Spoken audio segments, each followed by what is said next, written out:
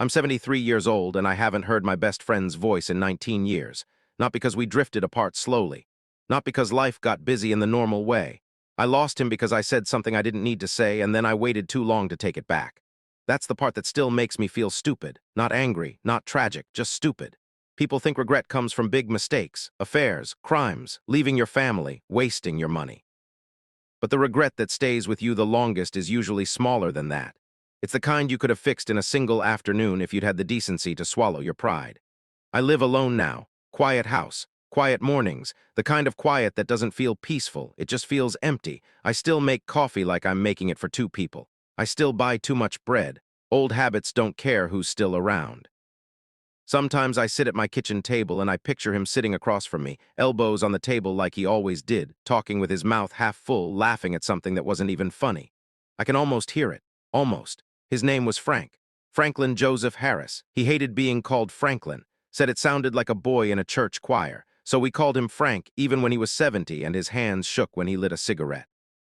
We met when we were 22, working at the same machine shop on the south end of town. I had just gotten back from the service and I was trying to act like I knew what I was doing.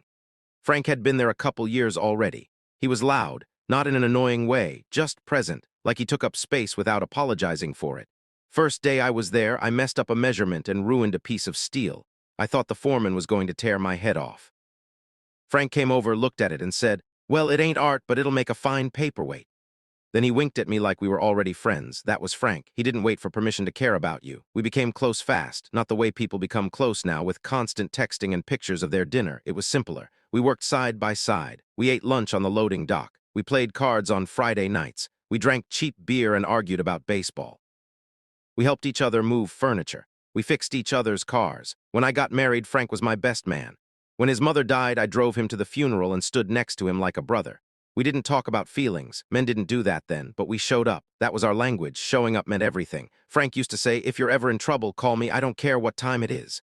I believed him, and he believed me. Years passed. We both got older.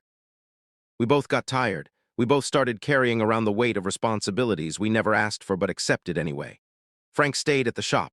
I left after a while and took a job with the city. Better benefits, steadier pay. I had kids by then, a mortgage. I wanted to be the kind of man who didn't gamble with stability. Frank teased me about it, called me Mr. Government, said I'd end up wearing a tie and forgetting where I came from, but he still came over on Sundays.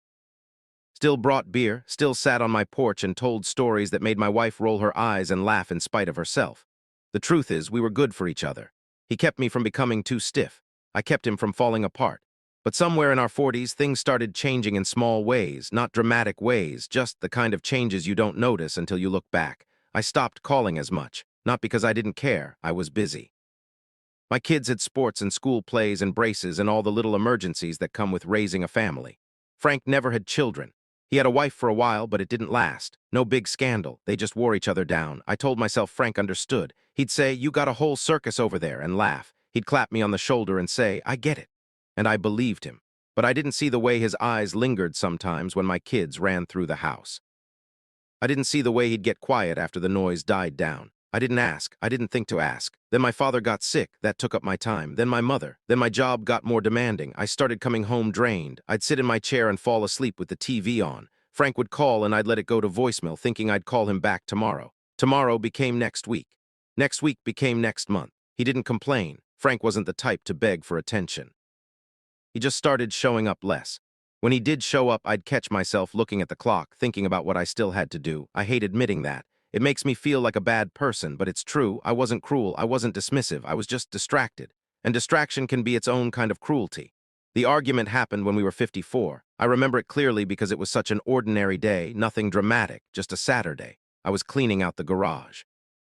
Frank came by unannounced, like he always used to. He had a six-pack and a grin like we were still young men with endless weekends ahead of us. I should have been happy to see him. Instead, I felt irritated. I had plans. I had a list. I had things I needed to get done. As if cleaning the garage was some sacred duty. He stepped inside, looked around at the mess, and said, "You always did live like you were preparing for an inspection." I laughed, but it wasn't a real laugh. He sat on an old cooler and started talking about a fishing trip he wanted us to take. Just the two of us, like old times. I told him I couldn't. I had work on Monday. I had things going on. The kids needed me. The usual excuses. Frank shrugged, but I could tell it bothered him. He said, "You always got something. Always. I don't even know why I ask anymore." That should have stopped me. That should have made me pause and hear what he was really saying, but instead I got defensive.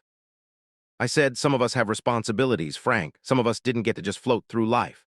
The second the words left my mouth, I felt the air change, like a door slammed shut. Frank stared at me. His face didn't twist up in anger. It just went still. That was worse. He stood up slowly, set the beer down, and said, "So that's what you think I did?"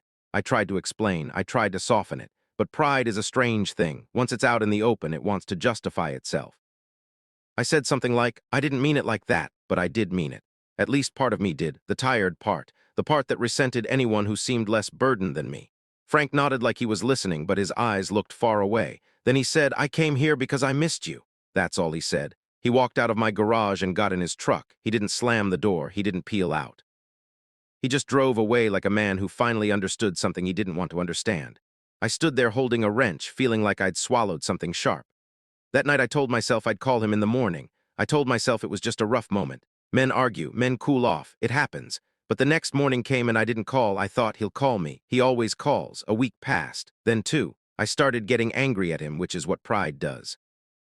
It turns your guilt into resentment so you don't have to face yourself. I told myself he was being dramatic. I told myself he should have known I didn't mean it. I told myself if he wanted to talk, he knew where I lived. Months passed. Holidays came and went. I didn't send a card. He didn't either. Sometimes I'd pick up the phone and dial half his number, then hang up. I'd imagine him answering, and I didn't know what I'd say. Sorry felt too small. How are you felt fake? I did nothing, and doing nothing is how you lose people. 2 years after that argument, I ran into a guy from the old shop. We talked for a bit, then he asked, "You been to see Frank?" I said no. I said we hadn't talked much. The man's face tight. He said, "Frank's not doing too good. Cancer, been fighting it."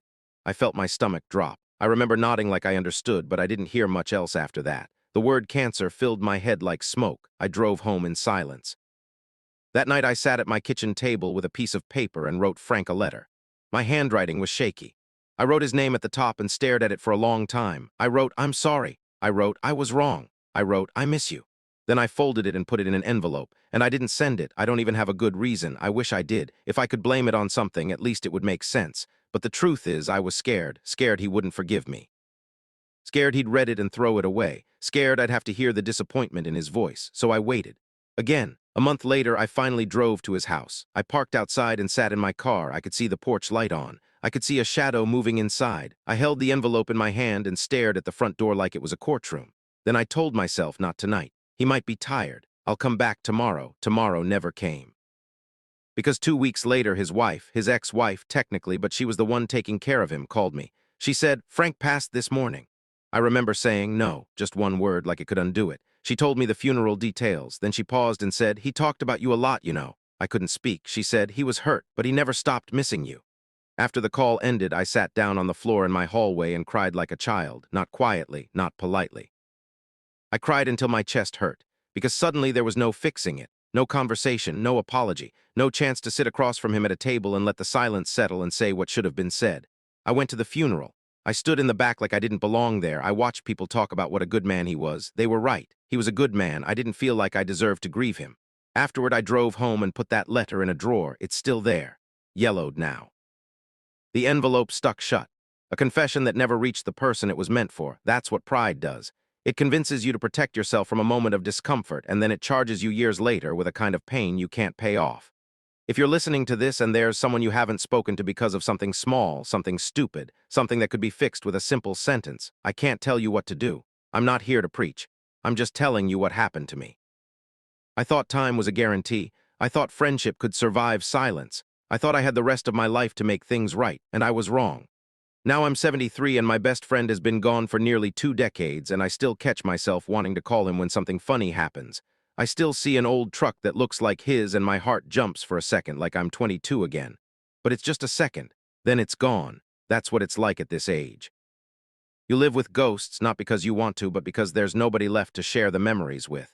If this story meant something to you, if it reminded you of someone, you can sit with that for a while. You don't have to rush. But don't do what I did. Don't confuse waiting with wisdom. Some doors close quietly, and once they close, you don't get to knock again. I keep thinking about the last thing Frank said to me. "I came here because I missed you." I wish I had said it back. I wish I had just said, "I missed you too."